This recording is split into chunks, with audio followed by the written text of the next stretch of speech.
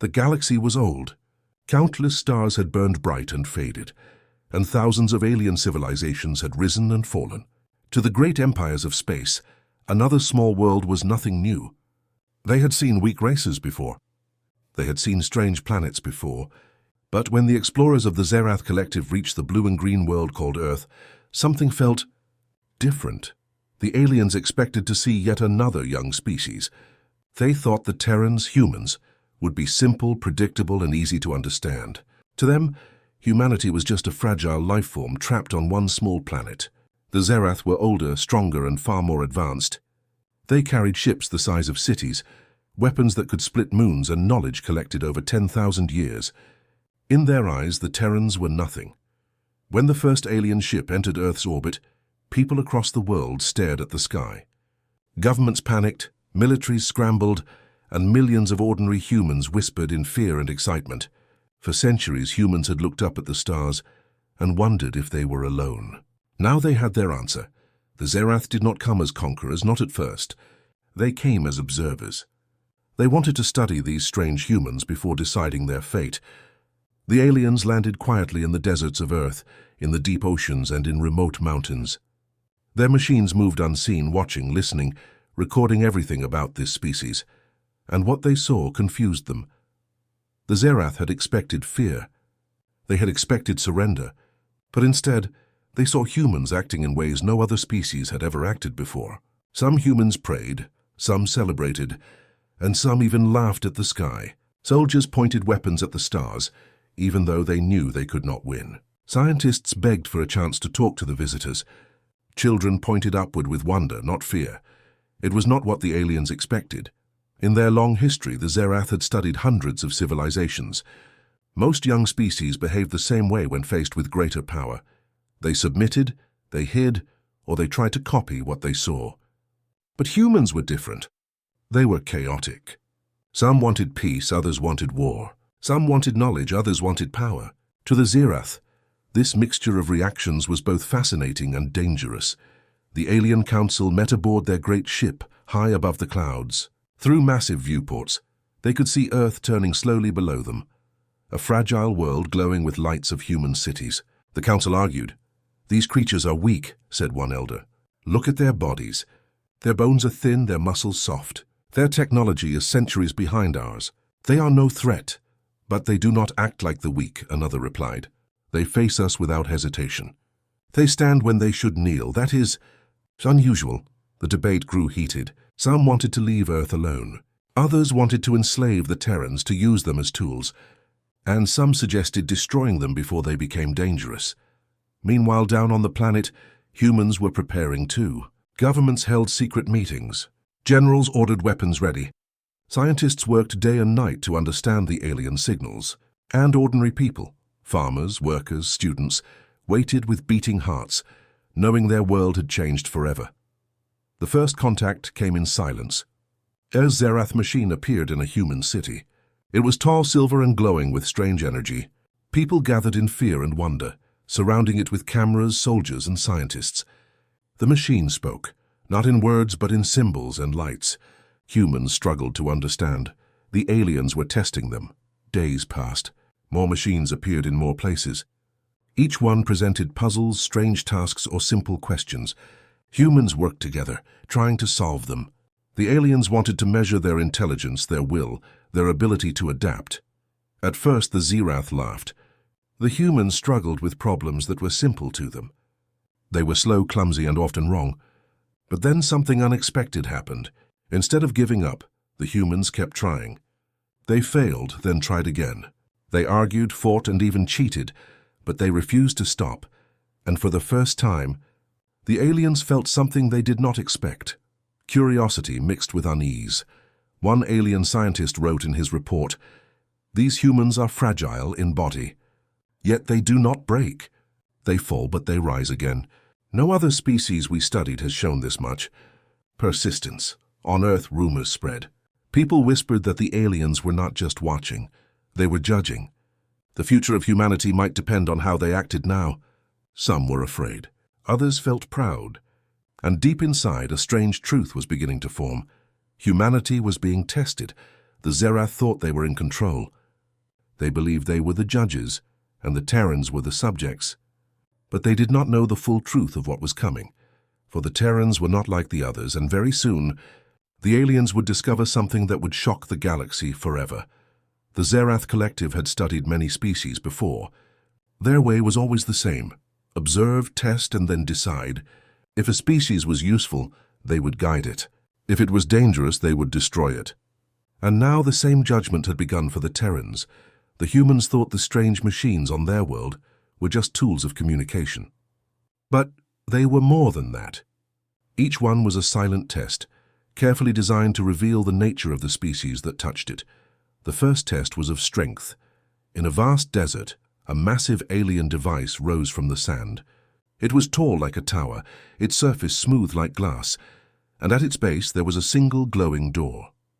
The message was simple: open it. The strongest soldiers of Earth tried first. They pulled, pushed, used tools, even explosives. Nothing worked. The door would not move. Hours turned to days, and still the humans refused to stop. Some broke their hands, some collapsed from exhaustion, but others took their place. The aliens observed silently from orbit. One scientist reported, "They fail the test of strength. Their bodies are too weak, too fragile. Their weapons are powerless against our material." The council nodded in agreement. To them this was expected. Terrans were soft, brittle things. The Zerath had seen much stronger species before. Giants with armored skin, beasts that could crush steel. Humans were nothing compared to them. But then came the second test: speed. A machine appeared in the heart of a great city. This time it released flying orbs, fast silver darting like lightning through the air. The challenge was simple: catch them. Humans ran through the streets, leaping, diving, chasing the strange orbs. Athletes, soldiers, even children tried. Some fell, some laughed, some grew angry, but they never stopped running. The Zerath measured every move, every failure. Their conclusion was the same: they are slow. Their bodies lack the precision. Their reflexes are clumsy. They cannot compete with faster species. Again, the council agreed. Humans were inferior. So far, nothing had surprised them. But the third test was different. It was the test of mind. In universities, research labs, and even quiet villages, alien machines projected symbols and riddles into the sky. Strange patterns, numbers, and puzzles appeared, waiting for answers. At first, humans struggled. Some scientists argued for days. Some riddles went unsolved. But unlike the others, this test awakened something inside the Terrans. They gathered in groups, they argued, they shared ideas. Across countries and languages, humans connected through radio, through internet, through sheer will to solve the unknown. One by one, the puzzles began to fall, not by the strongest, not by the fastest, but by collaboration. The Zerath scientists grew uneasy. "No species has worked this way before," one whispered. "When we tested others, each tried alone. They competed, they fought, they wanted glory. But these Terrans, they share. They combine minds as if they are one." The council was silent. It was true. Humans were weak alone. But together, they created answers that even the aliens had not predicted. Still, the council tried to dismiss it. They are clever, yes. But cleverness is not strength. Their tools are crude. Their bodies are fragile. They cannot rise beyond their limits, and yet something was changing. Every failed test should have broken them. Every defeat should have forced surrender. But the humans did not stop. Soldiers with broken arms returned to try again. Scientists with sleepless eyes refused to quit. Children drew alien puzzles in the dirt, laughing, still trying. The Zerath watched with growing confusion. Persistence like this was not normal. Finally, one council member spoke what others feared to say. "These creatures, they are dangerous, not because of power, not because of weapons, but because they do not know how to stop." On Earth, the people did not know what the aliens were saying, but deep in their hearts, they felt it too. These tests were not simple games. This was judgment, and perhaps, just perhaps, humanity was beginning to pass in a way the aliens had never seen before. Then came the final challenge of the phase. A machine appeared in a war zone between two human armies that had long hated each other. The device shone with alien light, projecting a simple command: choose, unite or perish. The soldiers on both sides froze. They stared at the alien message. The Zerath expected war.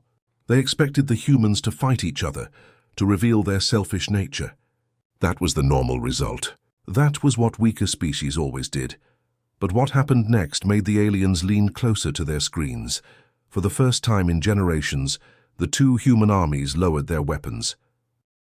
The tests had ended, but the questions remained.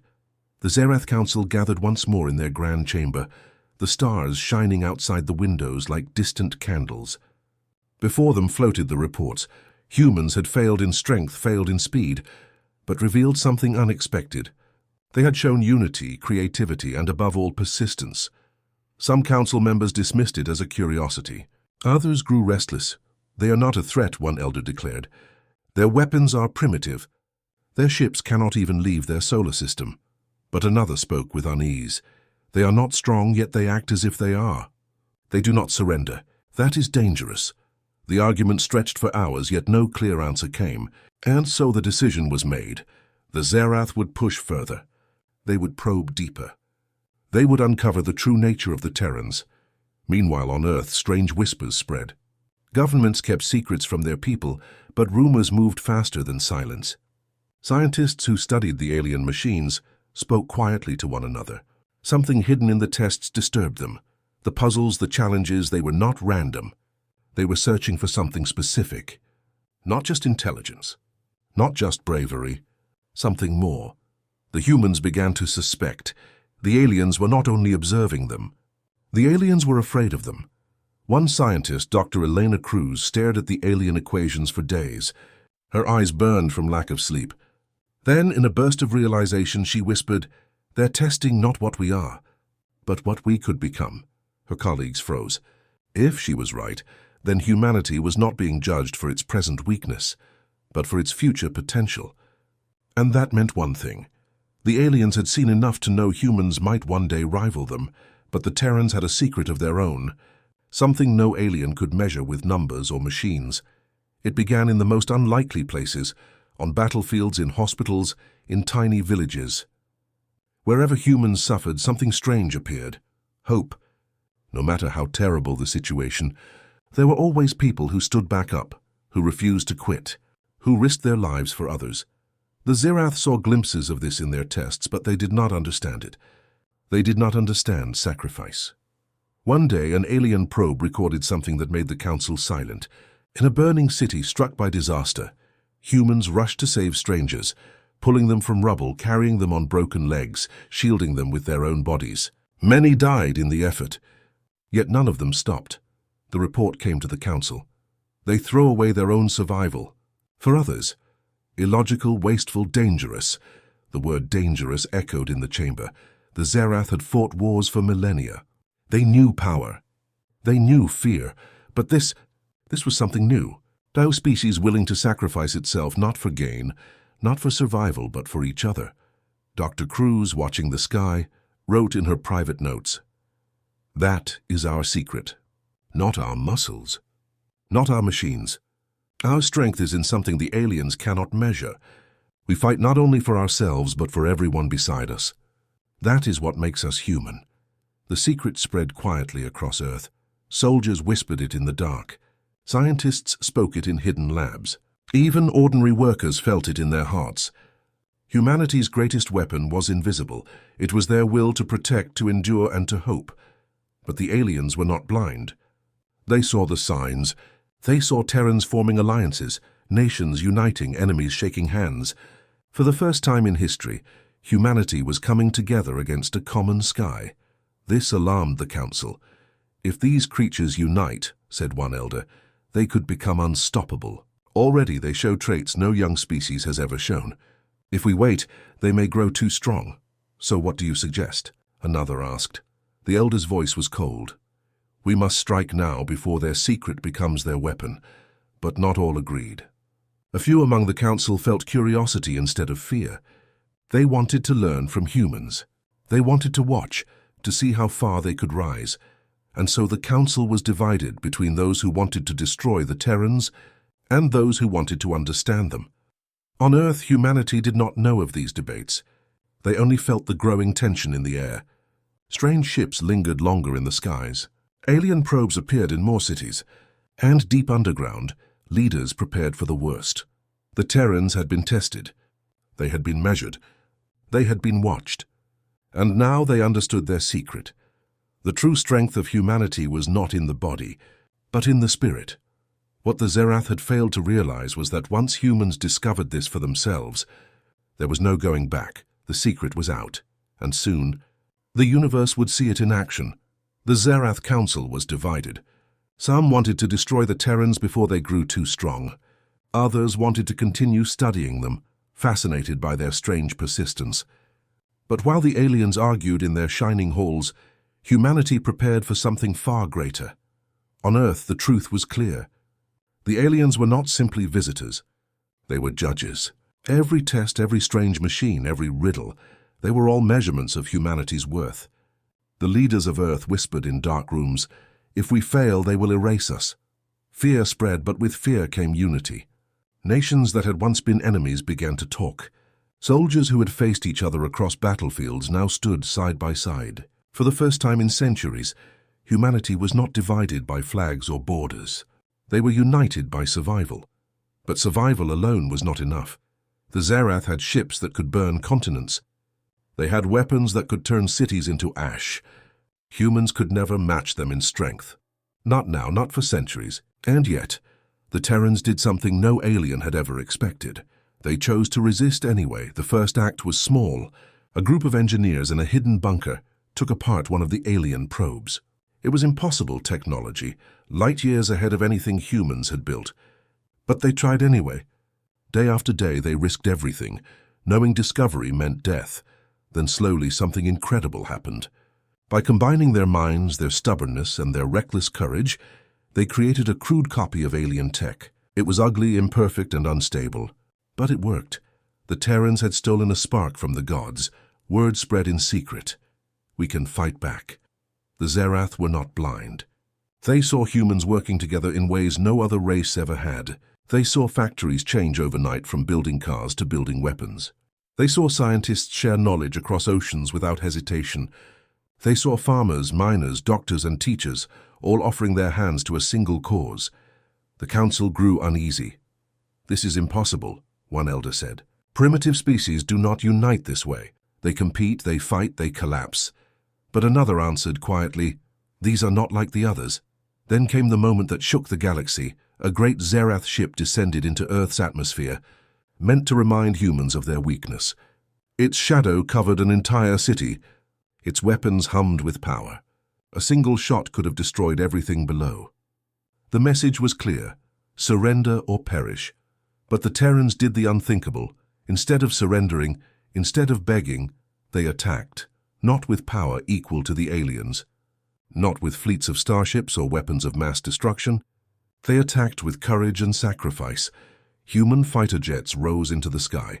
Knowing they could not win, they flew straight into the alien ship's defenses, sacrificing themselves to create even the smallest opening. Ground forces launched missiles, crude compared to alien tech, but fired with precision and desperation. And then, in the heart of the city, the stolen alien device was activated. It pulsed with unstable energy, a weapon the humans barely understood. Scientists who built it had stayed behind, ready to die if it failed. The explosion rocked the sky. For the first time in their long history, a Zerath warship staggered under the strike of a primitive race. The ship was not destroyed, but it was damaged. Its shields flickered. Its weapons fell silent. The mighty aliens had been wounded by the very species they thought weak. The galaxy itself seemed to hold its breath. On the Zerath Council ship, silence fell. No species had ever dared to strike them. None had ever risked certain death for even a chance of victory. Yet here were the Terrans, fragile, foolish, reckless Terrans, doing what no one else had dared. One counselor whispered words that chilled the others. If they are willing to do this now, what will they do when their power grows? The decision was no longer simple. To destroy the Terrans would be costly. To leave them alive would be dangerous. And to control them, perhaps impossible. On Earth, the people watched the damaged alien ship retreat into the clouds. For the first time, fear was replaced with something stronger. Hope. Yes, humans were weak compared to the aliens. Yes, they were fragile. But they had proven one truth that could not be erased. They were willing to risk everything, even their own lives, for freedom, and that was something the Zerath had never faced before. The universe had changed in that single moment. The Terrans had crossed a line no other species dared to cross. They had chosen defiance over survival, and now every alien empire would soon hear the news. The humans had struck back. The news spread faster than light. Across the galaxy, alien empires whispered in disbelief. The Terrans, those fragile primitive creatures from a small blue planet, had done the impossible.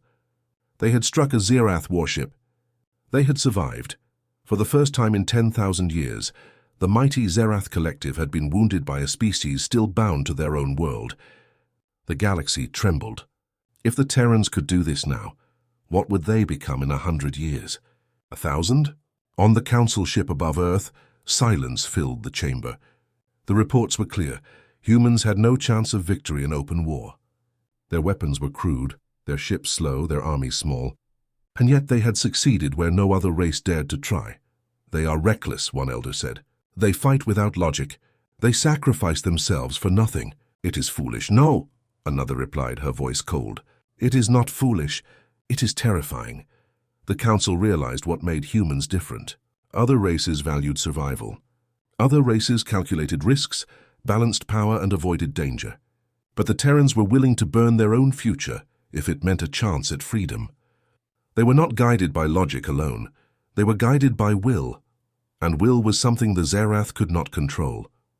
Meanwhile, on Earth, the people celebrated their small victory. The damaged alien ship had fled, and for a brief moment humanity felt stronger than ever.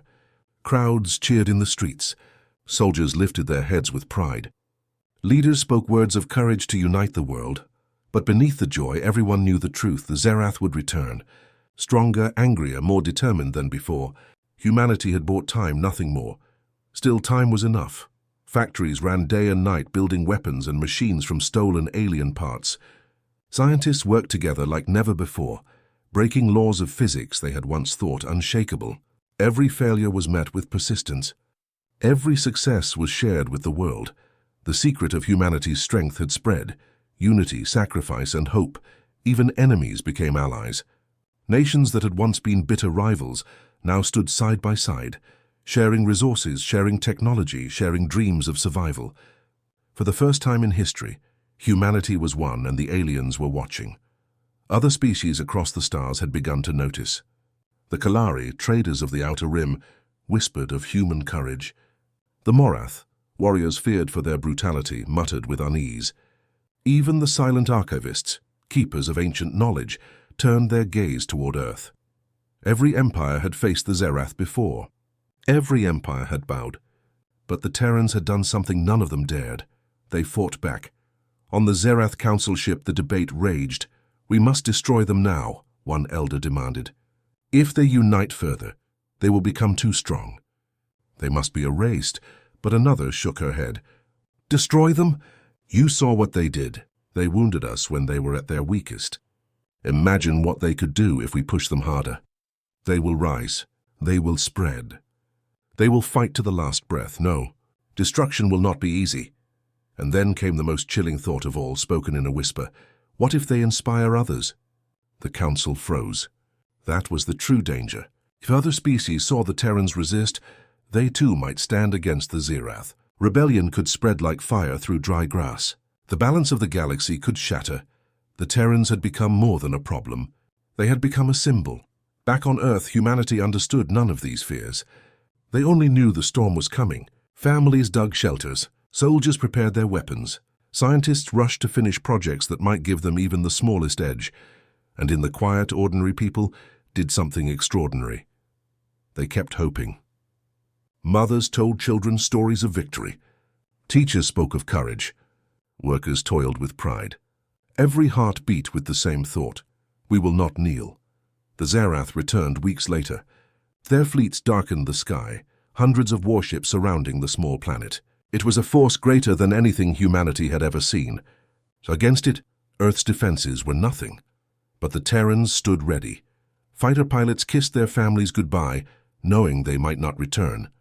Engineers activated unstable weapons, even if it meant destroying themselves in the process. Soldiers looked to the sky and whispered a promise. If we must fall, we will fall fighting. The galaxy watched, and in that moment, something shifted. For the first time, the Zerath felt a shadow of fear. They were not afraid of human weapons or human ships. They were afraid of human hearts. Hearts that refused to break. The turning point had come. The question was no longer whether the Terrans could survive. The question was far greater, far more dangerous. If these humans could inspire fear in the Zerath now, what would happen when the rest of the galaxy followed them? The skies above Earth burned with alien light. The Zerath fleet, vast and uncountable, surrounded the fragile blue planet. Their weapons could turn oceans to steam and mountains to dust. Against such power, humanity stood like ants before a storm. But these were no ordinary ants. From the deserts to the cities, from the oceans to the mountains, the Terrans rose together. Fighter jets screamed into the sky. Submarines carried missiles crafted from stolen alien parts. Soldiers, engineers, scientists, and even ordinary civilians prepared to resist. They all knew the truth. They could not win in strength. But they had something else. Will the Zerath attacked? Energy beams scorched the earth. Explosions lit the night. Entire cities shook under the force of weapons, older than human civilization itself. Yet even in the chaos, the Terrans did not break. Every strike was met with defiance. When one jet fell, another took its place. When one city burned, survivors carried weapons to the next. When one scientist died, another picked up their notes and continued the work. The aliens expected fear. They expected surrender. But what they saw instead was fury and courage, burning brighter than their weapons. And then, the unthinkable happened again. In a hidden base deep underground, human engineers activated a weapon unlike any before. It was not meant to save them. It was meant to prove a point. The device ripped open space itself, bending energy in ways even the Zerath did not fully understand. It struck at the heart of the fleet, damaging ships that had once seemed invincible. The Council, watching from orbit, fell into silence. Their mighty fleet was staggering, not from superior technology but from human audacity. "This is impossible," one elder whispered. "No," another replied. "This is humanity." The galaxy listened. Across distant stars, species long crushed under Zerath rule watched the broadcasts, the leaks, the rumors. They saw the Terrans fight with nothing but determination and unity. And in their hearts something began to grow, something the Zerath had tried to erase for centuries. Hope, the Kalari traders whispered. If the Terrans can stand, so can we. The Morath warriors growled. They are weak in body, but stronger in spirit than any of us. Even the archivists, silent for ages, recorded a single line: the age of submission is ending. The Zerath realized too late. By trying to test humanity, they had revealed their own weakness. Their empire was built on fear, but humans had shown the galaxy that fear could be broken. On Earth, victory did not come easily. Millions were lost. Cities lay in ruins, yet the Terrans stood tall amidst the ashes. They had faced the greatest power in the galaxy and survived. That survival alone was the greatest victory, and the message was clear. Humanity would never kneel. The Zerath withdrew at last, their fleet scarred, their council divided. Some still argued for destruction, but others whispered a new truth. These creatures are not prey. They are a storm, and storms cannot be controlled. In the years that followed, the legend of the Terrans spread across the stars. They became a symbol of resistance, a spark that lit fires on distant worlds. Rebellions rose where silence once ruled. Alien species that had lived in chains began to rise, whispering the name of the humans who had defied the impossible. The Terrans did not ask for this role. They did not seek to be heroes. They only wanted survival, freedom, and the right to stand under their own sky. But by daring to fight when all logic said they should surrender, they became something greater, a legacy. One council member, recording his final report, wrote words that would echo through history. They are fragile. They are reckless. They are foolish. And yet, they are the most dangerous species we have ever seen. For they have mastered the one thing no empire understands: hope.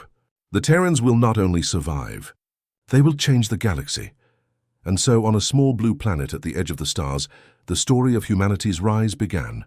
The aliens had come to judge them. Instead, they had witnessed something unforgettable. For the first time in galactic history, even the mighty whispered with awe. The humans are unstoppable,